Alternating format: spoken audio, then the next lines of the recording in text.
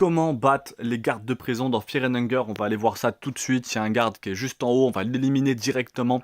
Je voulais rajouter une petite précision sur la vidéo. J'ai fait comment optimiser son mercenaire en début de partie. Je pense que j'ai oublié de préciser qu'avec Escape Plan, ça permet quand même d'esquiver un maximum de combats. Les combats, vaut mieux les éviter. Et avec Escape Plan, quand vous ferez run, fuir le fight, effectivement, vous aurez plus de chances de réussir la fuite du fight. Donc on commence par attaquer le bras gauche, vous voyez il tient sa lame dans la main gauche, donc on commence par taper la main gauche, et ensuite on peut taper la tête. Et si tout se passe bien, il meurt en 2 coups comme ça, et on prend aucun dégât, aucun coup, c'est ce qui s'est passé là. Cependant, si on n'a pas de chance, on peut lui couper de bras et on peut ensuite avoir un pile ou face. Et dans ce cas-là, si on perd le pile ou face, on aura beaucoup de dégâts. D'où l'intérêt de probablement essayer d'esquiver les combats tant qu'on n'a pas 3 ou 4 personnages à son actif, et surtout un petit peu plus d'armes et un petit peu plus d'équipement. Tous les prochains tutos que je risque de faire vous permettront d'aller dans ce sens-là.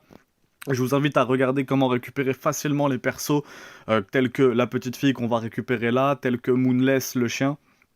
Toutes ces vidéos sont disponibles bien sûr sur cette chaîne. N'hésitez pas à vous abonner, à laisser un petit pouce bleu aussi, ça me motive à vous sortir plus de vidéos. Je vais essayer de faire au moins une vidéo par jour sur le lore de Fear and Hunger, des petites astuces. Il y a le mock-up book qui est juste ici, ça vous permet aussi d'avoir le 2e emplacement. Force à tous. Comment battre l'élite Guardian dans Fear and Hunger? L'idéal c'est de pas se battre contre ce mob, mais si vraiment vous avez envie de vous lancer un petit défi, vous pouvez activer le levier juste au-dessus, le mieux c'est de se barrer. Mais si vous avez envie de vous lancer un défi, vous pouvez vous battre contre ce monstre qui là met un petit peu de temps à réagir. Je vais vous donner quand même 2-3 conseils pour essayer de le battre. En premier lieu, si vous avez les armes guard, ils peuvent être très utiles parce qu'ils vont vous empêcher qu'ils vous coupent un bras avec l'épée. Donc dans ce cas-là, vous tapez la masse directement au début, et si vous n'avez pas d'arme guard, commencez plutôt par taper l'épée. Le mieux, c'est d'éviter de se battre contre ce monstre complètement horrible. Il va rusher autour 2, 5 et 8, et donc si jamais vous perdez le lancer de pièces, vous pouvez avoir de gros dégâts, et ensuite vous n'avez plus qu'à vous focus sur le torse, une fois que vous l'avez découpé. Donc si vous êtes tout seul, c'est très compliqué. Là, à 3 personnages, le combat se passe de façon relativement simple. Donc on va juste le découper en lançant des attaque torse, attaque torse, attaque torse, afin qu'il perde tous ses points de vie, et c'est quelqu'un qui se bat assez facilement, mais vous voyez qu'il a quand même fait des petits dégâts à notre Outlander favori. Donc si vous avez un Bear Trap, petit Bear Trap, vous posez le piège avant, et vous essayez de le faire tomber dedans, afin de passer ce combat facilement. Donc c'était comment battre l'élite Guardian dans Fear and Hunger. On a déjà vu comment battre les autres prisonniers, donc abonnez-vous, pouce bleu.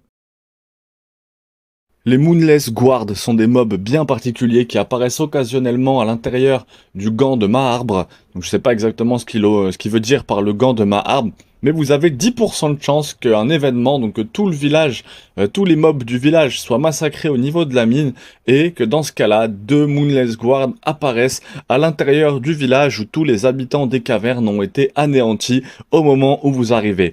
Ces Moonless Guard, ils sont ridiculement dangereux et ils ne valent presque jamais la peine de se battre. Tous leurs membres ont 20 points de vie et descendent à un seul coup. Leur bras coupe, donc il doit avoir plus que 20 points de vie, Mais apparemment, leur bras couperet fonctionne comme un bras de garde normal. À chaque tour, il utilise hack pour couper l'un de vos membres et infliger 35 dégâts tranchants à vide. Les bras ne font rien. Mais si vous détruisez les 2 bras, leur torse commencera à utiliser un tacle au lieu d'une bouche béante. Mais seulement parfois, puisqu'ils n'ont pas de tête et si on leur coupe les jambes, le torse subit simplement 50% de dégâts en plus. Cela ne vaut pas le temps que leur torse a passé 650 points de vie et utiliser la bouche béante à chaque tour. La bouche béante, qu'on voit du coup là à l'écran, effectivement, les Moonless Guards sont bien dégueulasses. Elle inflige 45 dégâts perçants massifs et ne peut pas être évitée à la fin du 2e tour et tous les 3 tours suivants. Le torse utilise une attaque à pile ou face qui frappe 3 fois pour un total de 120 dégâts perçants. Là, on a vu que dans la vidéo qu'on est en train de regarder en même temps, il l'a vraiment massacré. Vous pouvez l'empêcher, bien sûr, en utilisant garde.